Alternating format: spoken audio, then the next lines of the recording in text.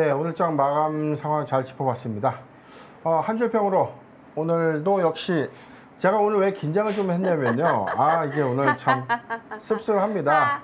3,300포인트가 조금 아까 한 15시 15분에 네. 3,299.93포인트, 그 다음에 3시 20분까지만 하더라도 3,300.72. 그래서 좀 이게 아슬아슬했거든요.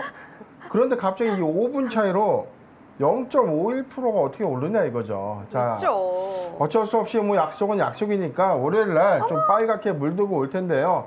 조금은 씁쓸하지만 그래도 견고한 우리 이 주식 흐름을 좀 이어갈 수 있게 이 강한 기를 좀 불어 넣어준 우리 정서원 앵커님. 네. 자, 오늘 어떻게 준비하셨습니까? 네, 오늘도 노래하겠습니다. 빠밤빰빠밤빰빰. 안 해도 아시겠죠? 축하합니다. 축하합니다. 네, 좀 씁쓸합니다. 네. 아니요, 대표님을 축하하는 것도 물론 있지만 염색을 축하하는 것도 있지만 또 이렇게 오랜만이가 아니죠. 3,300이 이렇게 이번 주에 바로 저도 나올 줄은 몰랐는데 코스피 3,300 시대가 또 도래했고 물론 네, 하락 마감을 했지만 그래도 천선 코스닥 여전히 탄탄하게 지켜주고 있기 때문에 이번 주 이렇게 흐름 좋았다, 잘 마무리했다, 다음 주도 잘해보자, 축하한다라는 의미에서 빠밤빰빰빰 준비했습니다. 예, 아주 뭐 아마 이 도네마 진행하면서 가장 기뻐하는 오늘이 좀 아닌가 싶습니다. 월요일이 네. 제일 기뻐야죠. 월요일에 네. 월요일에 저 눈부셔서 못 보는 거 그래도 아니에요? 6월 달에 어떤 좋은 흐름. 자, 그래도 3,302포인트에 마감한 오늘 금요일 장이었는데 네. 그래도 이 정선 앵커님이 아주 좋은 기운이 6월 한 달에 이 후끈한 장을 좀 만들어주지 않았나라고 자평에 좀 해보면서요. 자, 코스피 3,402.84포인트 0.51%가 좀 상승했습니다. 오늘 이 강하게 좀 시작했던 시초 대비해서 오후장의 어떤 흐름을 조금 꺾이는 것이 아닌가. 즉, 저도 좀 예상을 하기에는 3,300포인트에서 좀 내려오지 않겠는가 솔직히 좀 예상을 했거든요. 그런데 이 라스트 10분 안에 저를 좀 벌을 주시기 위해서는 아니죠. 갑자기 3,302포인트를 좀 마감을 했고요. 자, 코스닥의 흐름에는 오히려 종가에, 즉 장 후반에서 어떤 흐름을 좀 좋게 가져가진 못했지만 1,000포인트를 좀 유지하면서 1,012.13포인트 0.05% 하락을 좀 하면서 견고한 흐름으로 좀 마감을 했다. 자, 그렇다면은 우리가 다음 주 6월 30일이라는 건 12월 결산법인의 반기 실적의 사업연도 종료일이다. 자, 올해 장사를 좀 잘했기 때문에 8월 14일까지의 어떤 반기 실적 보고서까지의 영향이 충분히 있을 것이다 라는 관점 꼭 체크해서 유념해 주시길 바랍니다. 네. 네, 체크해서 유념하겠습니다. 대표님은 꼭 미용실 스케줄 체크해서 유념해서 월요일에 빨간 머리로 뵙겠습니다. 네, 좋습니다. 네, 그럼 계속해서 오늘장 한 줄평 정리를 이렇게 하고 주목해볼 이슈에 대해서 이야기를 나눠볼까 하는데요. 바로 어제였죠. 이마트가 이베이 코리아 지분 80.01%를 무려 3조 4천억 원 가량이 인수하는 이 지분 양수도 계약을 체결할 예정이라고 밝히면서 신세계그룹 이베이 코리아 인수가 최종 확정됐습니다. 물론 네이버가 막판에 발을 빼면서 단독으로 아무래도 이 100% 지분을 인수하기는 좀 어려웠던 것 같아요.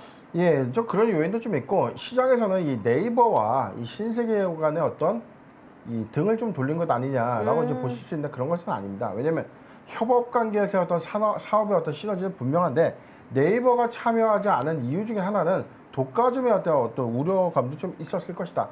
즉 이커머스 시장의 네이버의 어떤 공간 위치 좀 있거든요. 그런 관점에서 이베이까지 인수를 만약에 하는 그런 양상으로 좀 가게 된다면 독과점 이슈에서 네이버도 좀 사업적으로는 좀 다소 좀 이 부담감 좀 있었을 것이다 라고 좀 보는 예측사항도 좀 있고 일단은 신세계그룹이 이베이 코리아의 지분을 3조 4,404억에 인수를 했는데 자, 당초에 우리가 한 4조에서 4조 5천억 정도 예상을 좀 했는데 막상 인수가는 한 1조 정도 좀 떨어진 것 같아요. 그렇죠? 자, 그렇기 때문에 지금 신세계가 이 정도 금액이면 좀 합리적이게 좀 인수한 것이 아니냐라고 좀 보는 측면과 반대로 자, 승자의 저주가 좀 있는 것은 아닌가라고 우려하는 시각도 조금은 있다라고 좀 분석이 되는 대목입니다. 네, 그런데 이 3조 4천억 원이라는 베팅에 대해서 아까 대표님이 말씀해 주신 대로 이 승자의 저주 우려감이 나오고 있습니다. 물론 이렇게 기업을 인수하게 되면은 초반에 이렇게 투자를 많이 하게 되고 그럼 또 돈이 많이 들게 되잖아요. 그래서 뭐 자본 잠식에 대한 우려감도 나오고 있거든요. 그렇죠. 지금 오프라인의 절대 강자 1위가 바로 신세계와 이마트죠. 자, 지금 오프라인에서의 어떤 영향력 그래서 이번에 이베이 인수를 사실은 쿠팡과의 이 싸움이 좀 더 본격화 좀 될 것이다. 그런데 오프라인의 강자인 신세계와 이마트지만 온라인 시장에서 이 신세계가 보유한 SSG닷컴의 이 이커머스 비중은 사실 순위권에 좀 미치지 못하고 있거든요. 그렇기 때문에 지금 2위 업체, 단순하게 1위로 올라갈 수 있는 이 기회를 잡을 수밖에 없었나라는 좀 생각을 좀 하는 측면이 좀 있고, 반대적으로는 차라리 그 대금 중에 한 2조 원 가량을 SSG닷컴 고도화나 이 마케팅 비용으로 좀 더 확대해서 간다면 조금 더 경쟁력을 좀 갖지 않겠는가. 자, 그런데 저는 제가 이제 주변에서 이런 관점들에 대해서 우리가 좀 토론 많이 하거든요. 자, 이런 겁니다. 우리 앵커님, 쿠팡에서 이 주문하는 게 좀 좋으세요? 아니면 옥션이나 지마켓 이런 거에서 좀 주문하는 게 좋으세요? 근데 이게 좋다라는 기준이 다른 게, 만약에 네. 물론 요즘에 또 쿠팡에 대한 이슈가 있긴 하지만 그 전에는 내가 다음날 아침에 바로 받을 물건이 있다라고 했을 때는 또 쿠팡을 시켰고, 네. 또 가격적인 측면에서는 이 G마켓이나 옥션에 저렴한 게 많이 나오거든요. 네. 그럴 때는 또 합리적으로 사고 싶을 때는 그 사이트를 이용했기 때문에 그때그때 좀 저는 다르게 사용했어요.